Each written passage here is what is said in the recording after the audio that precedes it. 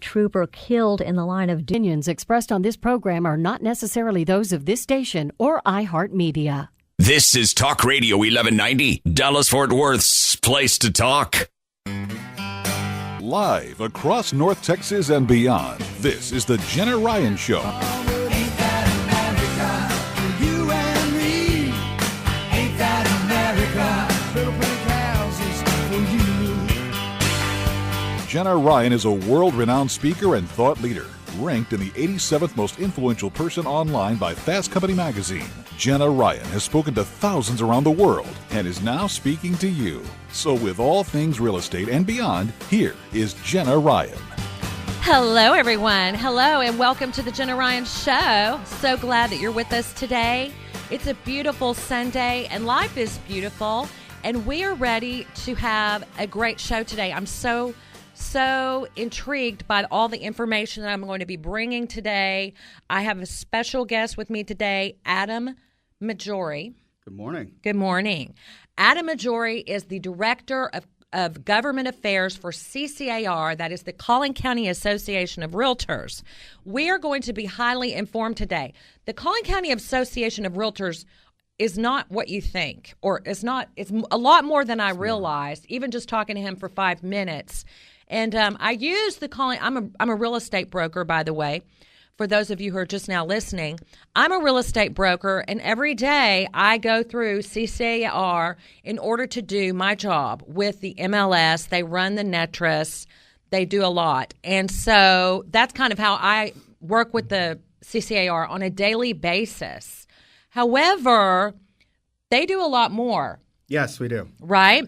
And so it's fascinating how they are holding the real estate industry together with their government activity, with their lobby, with their information and all of that. And so we're going to get into it today.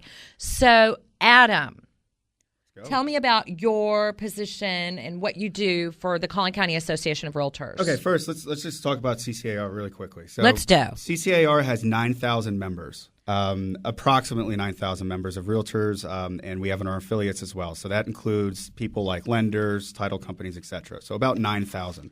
Okay. When I first started about 5.5 years ago, we were about 4,200. Wow. So the growth we've seen in Collin County since then is just absolutely phenomenal. Wow. And CCAR as a local organization has done nothing but keep up with that growth, and it's been wonderful to see. With that said, for some people that don't really know what a realtor is, they're much more than a sales agent. For example, when you become a sales agent and you pass your TREC licensing exam, you're a sales agent. Okay. A realtor is is part of the trade organization of the National Association of Realtors. Okay. So in order to be a realtor, you belong to a local board, which is the Collin County Association. Right. The state board, which is the Texas Association. Right. And the National Association. That's where all your dues go. And which from is that, NAR. with the National, correct, and AR. And so it's very linear that way. So in order to be a realtor, you have to belong to all three. With that, you get all different types of services at all different types of levels, which I'm part of that service. I am the Director of Government Affairs for the Collin County Association of Realtors. And what that means is basically you get your MLS access through us, through your dues members, which you have your MLS, if you would call some of our members or some of our helplines and stuff like that at CCAR, you would talk to our MLS staff. We also have our education staff, which is our continuing education staff. Right. Which CCAR, correct, which CCAR right now is actually, which is another member benefit of CCAR. Right. You actually get for free as part of the member benefit package. There are some that's not, but most of it is. Okay. And then you have me, or the government affairs staff. And Got it. Government affairs and TREPAC are the kind of lifeblood of the organization. I like to say if you're a realtor, you're political. It's absolutely true. The National Association has 1.2 million members. The State Association has about 120,000. We have 9,000 locally in CCAR. And the reason why that's important, Jenna, is because we're able to mobilize and get people behind private property rights and home ownership issues, and we protect them every single day. And that's what I do. Wait. I have to stop you. Okay, so let me just kind of surmise that. Okay. So basically, when you hire a realtor, a real estate agent that is licensed by the state of Texas and within this organization, you are not only using their expertise, their marketing ability, their, reputation, credibility, all of these things.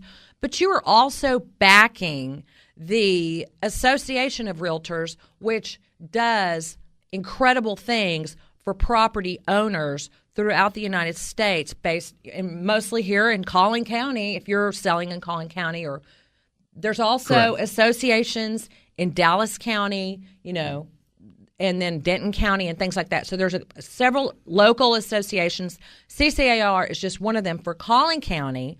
And so you're not just getting a real estate agent, you're actually contributing to this organization that actually protects the rights of property owners in several ways. Let's just touch on a few of the ways, and then we'll get in more detail. Absolutely. Okay. So what are some of the things that y'all do for homeowners? So as a real estate agent or a realtor, how many times do you get your clients asking you what's going on with my property taxes? All the time. People are like, my property taxes are too high. I'm getting every day. So the Texas Association of Realtors, in conjunction with the local board, so like us, Collin County Association, we have something that's called the HiddenPropertyTax.com. It's a statewide initiative campaign for education of our homeowners specifically. Because we recognize that this is a huge problem. People are getting taxed out of their homes. Right. And the problem is that it's not being as forthcoming, or it's not as transparent as people would like to see it. Okay. So, for example, let's talk about this, right? So all right. Currently, everybody gets upset when they get their appraised value back. Okay. And yes. so unfortunately, the blame gets placed at the appraisal level. Okay. I'll be honest with you. The appraisers do not levy taxes. All they do is collect taxes based off of what the local taxing jurisdictions do. So, for example, you have a bunch of local taxing jurisdictions. You have your city, your county, your school district, just as some. Right. And what's happening is that some of these entities, some of these taxing jurisdictions, are sitting there and they're saying that you have, for example, let's say it's 57 cents per every $100 valuation on your property tax for whatever that is. Okay. So for the city, let's just as an example. Got it. Okay. And what's happening is that because of the market's increasing, you're automatically going to have more tax liability at the current rate at 57 cents. Okay. However, what's happening is their local taxing jurisdictions are saying that they're lowering taxes by lowering it from 57 cents to 55 cents. Okay. However, because your appraisal value is increasing so much, right, your homeowners tax liability is actually increasing with that. So you're getting, as a homeowner and a taxpayer, you're getting two different things. You're getting your local elected officials that are sitting there telling you that your tax rate, that your taxes are going down. Okay. However, your tax liability is increasing. And so what's happening is that there's this kind of disconnect between the two. Okay. And so that's one of the things that we're trying to work at the state level. This coming session, come January and all the way through May, we're trying to figure out tax reform. And the way that's going to come into fruition is through basically more transparent ways for our homeowners to understand exactly what's going on and what they're looking at. Because it's not true that when a local taxing entity says that we're lowering your tax rate, it does not equate to your lowering your tax liability the next year. Wow. That is okay. So that is a service. So when you're hiring a realtor or a broker, you're not just hiring someone that's making a bunch of commission. That a lot of times people are like, oh, y'all make so much money. But what y'all don't understand is we pay fees and we pay for services from the National Association of Realtors all the way down to the local level in order to help property owners on issues such as property tax reform and transparency in the property tax world. So you're getting helped in many, many ways. We don't just say, oh, here, give us your money and let us sell your house. It's very organized and it's very integrated. And that's why when you hire a real estate agent, we're able to get the house sold. We're able to get higher offers. We're able to bring in more money for the house, generally speaking, than if you were to try to sell it yourself. That is why, is because we have this integrated organization where we have broker reciprocity and all kinds of things that helps the process along. So you don't want to sell a house without a real estate agent unless you just want to throw away the benefits that you're getting whenever you have one of us on board with you. And Jenna, let me say this, though. Yeah, I think go this ahead. is extremely, extremely important because after our realtors leave and after they sell a house, right, they are still working behind the scenes to ensure that the home that they sold to them, right, and that home ownership is not losing their property rights and their private property rights. Right. And I have many examples of this. Like here's one of my favorites. Okay. So after there was an agent that's a realtor with the Collin County Association. Okay. And she found out that CoServe, which is an energy provider in Collin County, right, wanted to build 120-foot power lines down Frisco's Main Street. So literally from Tollway all the way to FM 423. They have those. Well, those aren't transmission lines. There's 100. I'm talking about like the 120-foot ones. Oh, okay. So anyways, here's how we protect the homeowners. All these HOAs banded together, and they didn't know what to do. The city didn't have the power to do anything about it. And so what we did as a coalition is we came in as realtors, and we came in and basically formed the coalition that represented the homeowners in front of the Public Utilities Commission in Austin. And we're able to actually get a ruling for the first time in Texas, next to it at least, for actual underground burial of transmission lines through Frisco. Sweet. Thereby saving property owners thousands of dollars on their homes. And that's all realtor driven. Wow, that's phenomenal. Okay, we've got a break. We're going to come back and talk more about that. Thank you so much, Adam Majorie. You got it. You're awesome. Thank you. Yay.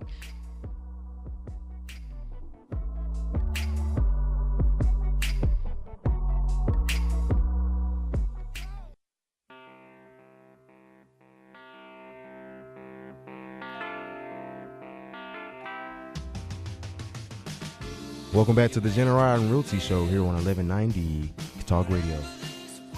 Hello, everyone. Welcome back to the Jenna Ryan Show. I am Jenna Ryan. I am a real estate broker in the DFW area, focusing heavily in Collin County, but I also do Denton County, Dallas County, all over the place. I am selling real estate. And today I have with me Adam Majorie, who is the Director of Government Affairs for CCAR, and that's the Collin County Association of Realtors. And just to recap, what I'm really finding out is, yes, I use the MLS every day, and they're the ones who run the MLS, but I'm finding out a lot more about what we do as an organization, from the National Association of Realtors through the Texas Association of Realtors through the local level. They are really rocking and rolling. And he was telling me about some of the things that y'all do to band together with the HOAs. What's that all about? So specifically on this issue, we were just talking about how realtors go in, or actually long after they sell a house, they're still protecting their client. Okay. And one of the issues is that there were a bunch of homeowners that were going to be aggrieved from transmission line build literally down their backyard in a right of way that would really affront a lot of their property valuation. Okay. And so they created what was called the West Frisco Homeowners Coalition, which is a bunch of HOAs in West Frisco. Interesting. And they didn't have anywhere to go because the city didn't have what's called home rule on fixing where the lines were going to go. Okay. And because of our power at the state level, we were able to kind of join with them locally and ensure that their property rights weren't going to be infringed. What makes you decide what causes are worthy of y'all putting your power behind? The members of our organizations, quite frankly. Okay. When you become a realtor, you belong as a realtor, as a membership. And you are the ones that belong to the local committees, the state committees that within the organization that decide what causes are worth fighting for, as well as what causes, because there's a lot of money that goes into all this. And you guys are, quite frankly, the trustees and the gatekeepers of all of it. Okay. So it's really member-driven. So if you are a realtor and you have an issue or you believe that somebody's private property rights are being infringed on, please call your local organization because they're the ones that are going to start with the ball getting rolled, or rolling the ball, so to speak, and moving forward.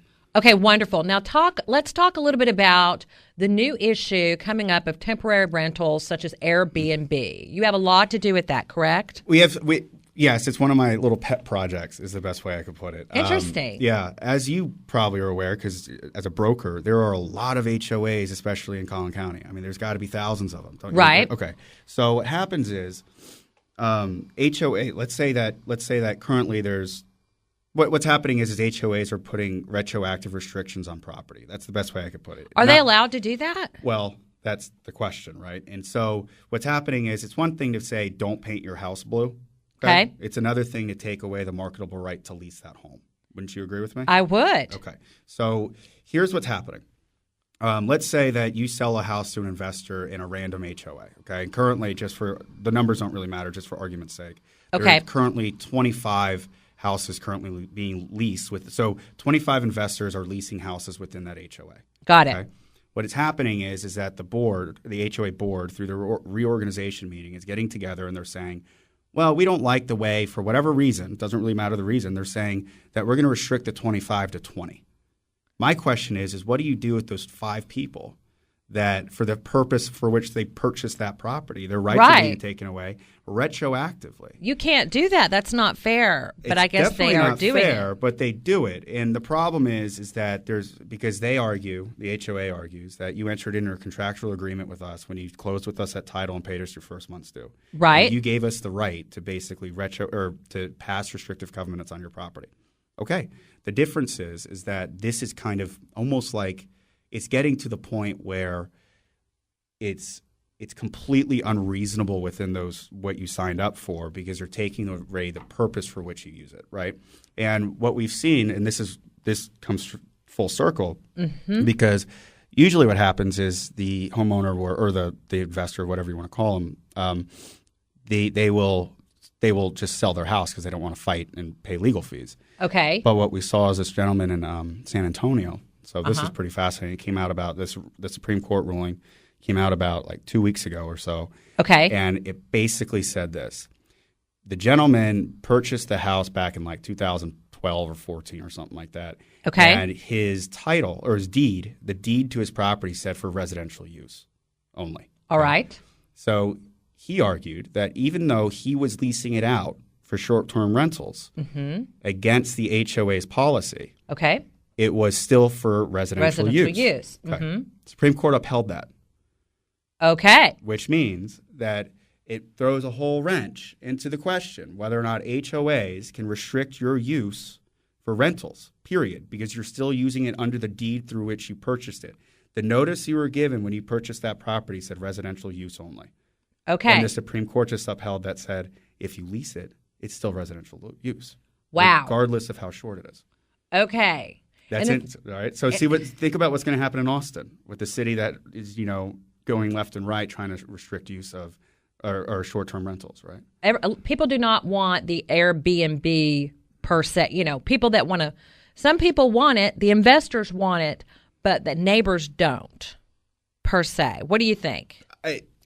It's your property.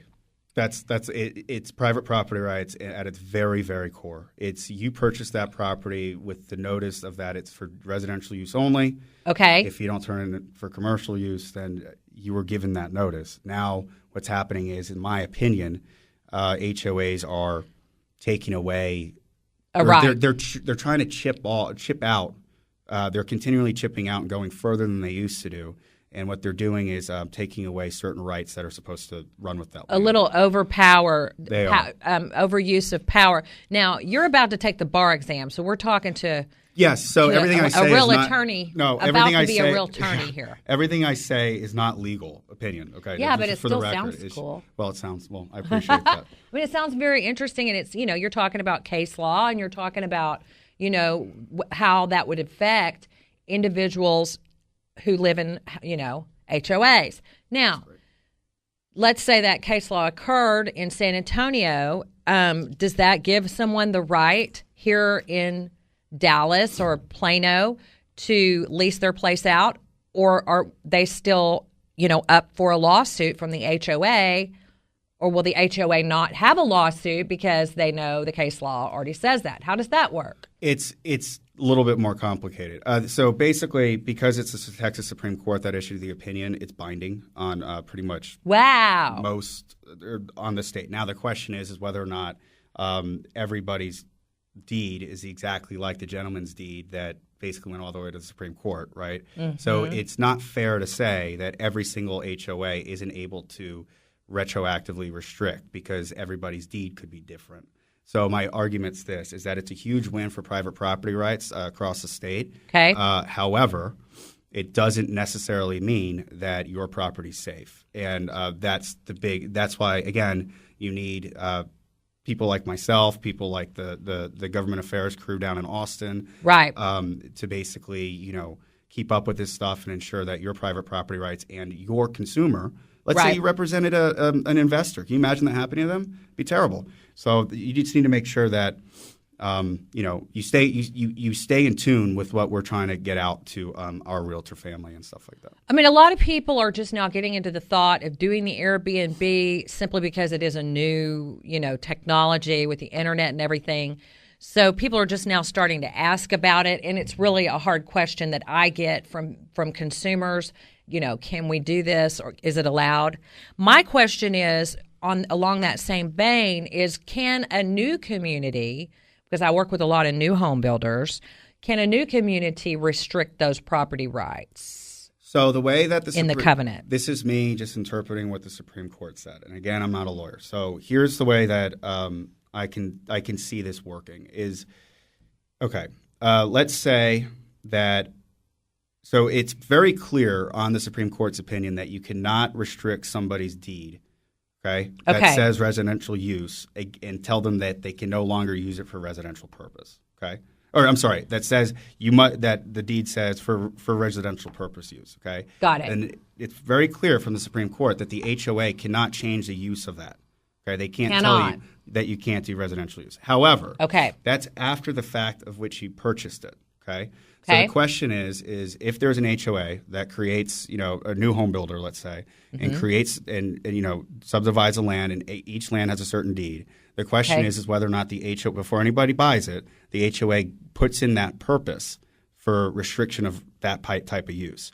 That could occur, right? Theoretically, because the person would be given notice before they purchase that property. Okay. Whereas this is a retroactive kind of the HOA trying to take it retroactively, not somebody coming in before the fact. We only have 2 minutes, but I want to know if it were to restrict, if the deed were to restrict Airbnb or rentals or whatever, what would it say? Do you know? I don't know, and that's the big question. They tried to, so the way it worked before the case, and it still kind of works this way, is that the HOAs are supposed to record the restrictive covenants with the county itself. And currently, that's the way it's supposed to be done. Now, there are some that don't, and I know on good hand that they don't, but it doesn't necessarily mean that that they're in violation. These are all big questions that I don't really have the answer to, other than I can see a legislative fix moving forward. I just don't know what that will look like, but maybe have kind of like the private property bill of rights where nobody can retroactively take something like that from you. I like that idea. Okay, we've got a break. We're coming right back with Adam Majorie, CCAR.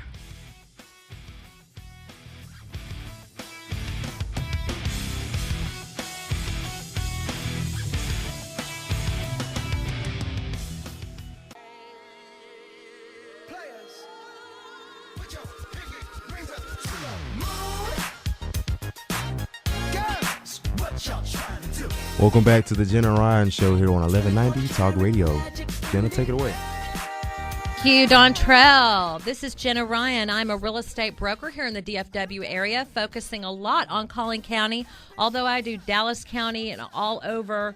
And I sell real estate broker, Jenna Ryan Realty. You can find me online at jennaryanrealty.com, or you can just, email me, jennaryanrealty@gmail.com. I'm here today with Adam Majorie, the Director of Government Affairs at the Collin County Association of Realtors. And we're being informed as to all the wonderful things that a realtor with the National Association of Realtors does for homeowners. It's more than we just sell your house and make a commission and you cry. It's about we sell your house. We're involved in this organization. We pay fees to this organization that helps to protect the rights of property owners and does all sorts of things at the government level, state, The local, state, and federal. Absolutely. Local, state, and federal level. So we've been talking about, property taxes. We also talked about the HOA and the issue with the Airbnb, the temporary rentals, and the HOA restrictions. And there's something else to do with the National Flood. What's that? The NFIP, the National Flood Insurance Program, is Okay, so the National Flood Insurance Program is set to expire on July 31st, and it will end up denying people insurance coverage in flood zones and buyers to more than about 20,000 different national or nationwide communities. So basically what's going on right now, you'll probably get, if you belong to a realtor organization, local, state, or federal, you will be receiving what's called a call for action to basically let your senators and congressmen know that they need to renew this. Okay. It's extremely important. It really is. And what we're arguing for is just reauthorizing and gradually strengthening the National Flood Insurance Program. People that get FHA loans are required to basically look if they're in the flood zone. If they're in a flood zone, they're required to get insurance for that flood zone. And so if this isn't renewed, we fear that it's going to kind of stall the market a little bit. And we need to make sure that people have insurance coverage for flood-prone areas like Houston.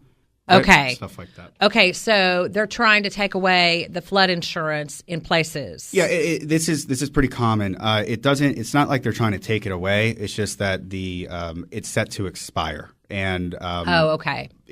We kind of put a Band-Aid on it almost every year. And so this is pretty commonplace. It's just that we just need our realtor members to get out there and just let their congressmen and senators know that they should renew the NFIP, the National Flood Insurance Program. Okay. Hey, Dontrell, can you please ask them to be quiet out there in the hall? It's really distracting.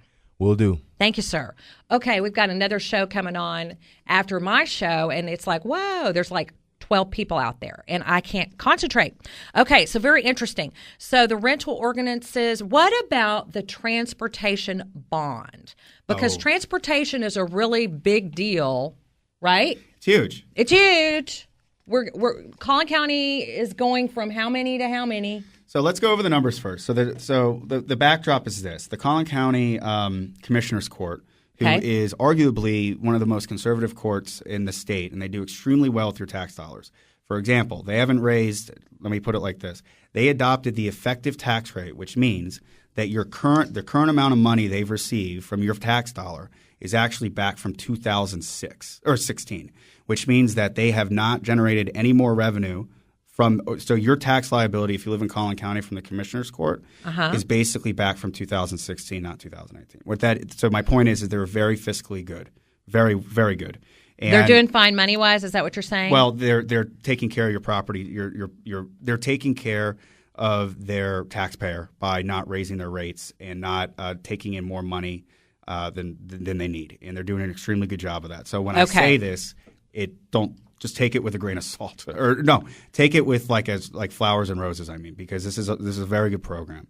The Collin County Commissioner's Court just introduced a $750 million bond program. Okay. So let's put that. Just think about that. $750 million bond program for Collin County on the November for roads. For roads. So for highways, thoroughfares. And it's absolutely needed. So I'm going to give We've got to have roads, people. We do. And now after you hear these numbers, you're going to understand why. And visually, you should see. And I'm happy to share slides with your audience.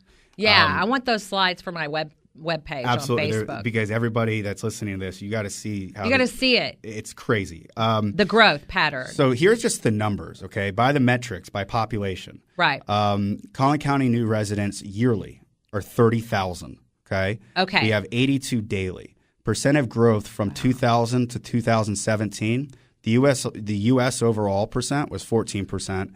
Texas was 32%. Wow. The Metroplex was 36%. Okay. Collin County. 80%. Oh my gosh. McKinney 200%. Oh no. Frisco Traffic 350%. 350%. Yep. Prosper 600%. So Collin County over the past 7 years, has just exploded. And and so the last bond I think was the last transportation bond was like 2007. It was for like $230 million or something like that. And they projected that the total population would not go this high. And so now they're asking for 750. So the total approximate projection our county, of Collin County, is $3.75 million by 2045. Okay, $3.75 million by 2045, and how That's many do right. we have now? We actually, I don't know off the top of my, I don't know. But I do know that a lot less than a that. lot less. The total build out is, so for Tarrant County is 3.4, Dallas is 3.4, and Denton is 2.7. Collin County is going to be the largest county in North Texas. Wow. By 2045, projection wise. Okay. Yeah. So now I want to know, what are they going to do with the roads? Where are they going to put this money? Is it going to be out towards 380? What are they doing to 380 now? So that's a great question. And so everybody, that's the big hurdle that's going to happen, is that we don't really know where this money's. Well, we know what it's going to be used for. We don't know specifically what roads. So the way that it works is that this bond program is actually 3 propositions. Okay. One is for $600 million, which is limited access roadways, which is highways. Okay. And that $600 million is supposed to be seed money to attract TxDOT to build roads in North Texas. Okay. Specifically Collin County. Very complicated. Okay. So it's extremely important to note that but for this bond election, TxDOT would not look at us and put us first on the list as to where to build. Texas is fast growing. They could choose San Antonio or somebody else that has a better bond program. So in order to ensure that our continued growth and businesses move here, we need this seed money to attract more money from TxDOT to build. Okay. Collin County is essentially saying we're open for business from the roads. That's what we're saying through this bond. Okay, so Collin County is saying, look, we are raising this money. TxDOT come in and match it. Correct. And build something for us. Or, Correct. we need toll roads. We need this. We need that. No toll, and that's the other thing. So the Collin County Commissioners Court has specifically asked TxDOT to not have toll roads. Now, what that's going to look like, we won't know probably until late September. However, I'm happy to say this to your audience, they have asked for that. Okay, so whatever happens, I'm just being honest, the commissioners have requested that any type of proposal from TxDOT not include toll roads. Okay, wow. So that is so interesting. How does the Association of Realtors come into play with this? Or is it an information at the information level, at the lobby level? It's a little bit of everything, to be completely honest. The information level, we will be going out and giving presentations. So the Collin County Association of Realtors Board has come out publicly and supported this. The board of directors actually voted on this, I believe, a couple weeks ago. So we support the bond. We support the bond. There's 3 propositions. Proposition 1 is $600 million for highways that TxDOT matches. The second one is $140 million for thoroughfares and arterial roadways. So in other words, the county is going to provide that money for the cities to match. Okay. So, for example, if you want to make Preston Road larger so you're not getting as much traffic through Plano, the cities can use their own plans, and the county is supposed to help with that. Okay, that's the second one. And then the third proposition is $10 million, and that's supposed to basically ensure that whatever they build, it doesn't look like really bad. And that's kind of so that's the package. Okay. And so what we're doing is we're going out and advocating and helping. Trying to help, go to chambers of commerce and stuff like that, different business organizations.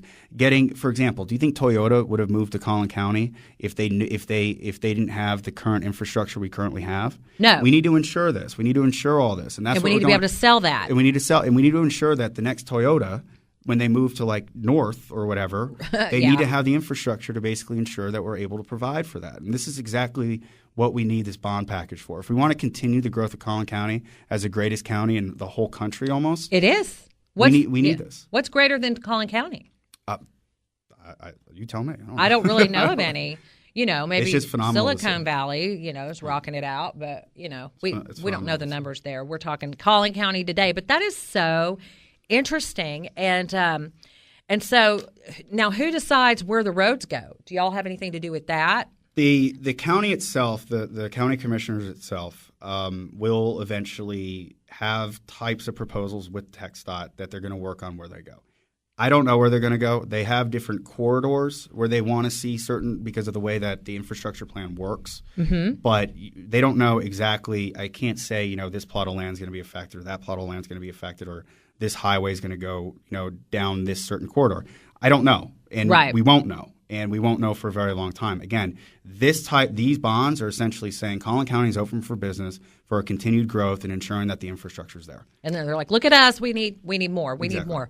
Okay, wonderful. Well, we've got a break. We'll come back more with Adam Majorie. Thank you. Mm-hmm.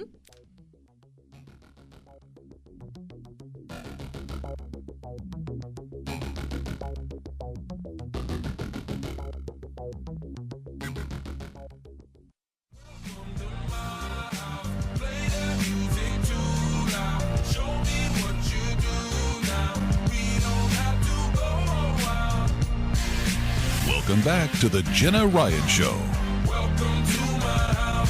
Hello, everyone. Welcome back. Welcome back to the Jenna Ryan Show. I am a real estate broker, and I'm here today talking with Adam Majorie, the Director of Government Affairs with the Collin County Association of Realtors. And we're looking at these slides, and it is mind-boggling what is going on in Collin County. They have it, all these projections. I'm looking at them. I can't show them on the radio, but I tell you what, it's kind of like there's a few dots. Mm-hmm. There's a few red dots here and there, but by 2045, it's like the whole screen is red.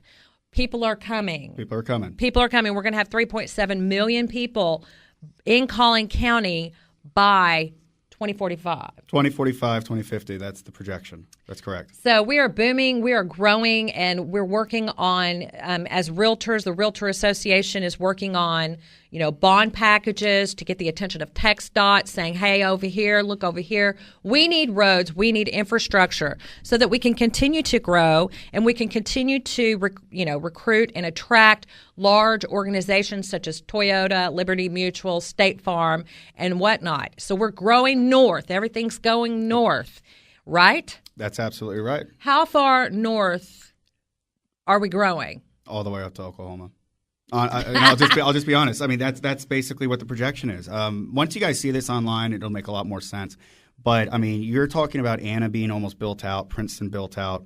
You'll see Salina, Prosper, all the way up there. I mean, our friends at the Texoma Association of Realtors, which is basically the furthest north over by Lake Texoma, they're going to see the effect of this. I mean, it's going to be phenomenal, and it's going to keep getting bigger and bigger and larger and larger. And what we just need to do is to ensure that our realtors make sure that the market is still there.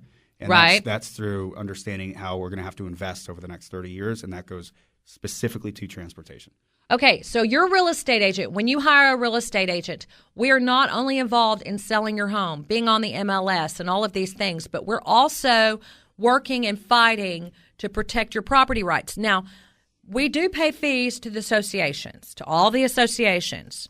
So but also people can invest more. Like some people, like Mike Brody, are big time supporters, and he owns several Keller Williams. He owns several Keller Williams. Mike Brody has been instrumentally involved at the local, state, and federal realtor organizations. Mike is actually a member of what's called the Hall of Fame for the Realtor Political Action Committee, which means that there's very select few that have invested that much in protecting not only the real estate profession and the real estate market, but home ownership and private property rights. And Mike Brody's one of them, yes. And I'm sure Gary Keller helps Mike Brody out in these ways. Have no doubt. But anyway, but that's awesome. And it's called TRAPAC, so people can donate. People like agents and brokers can donate to TRAPAC, which is even more lobbying.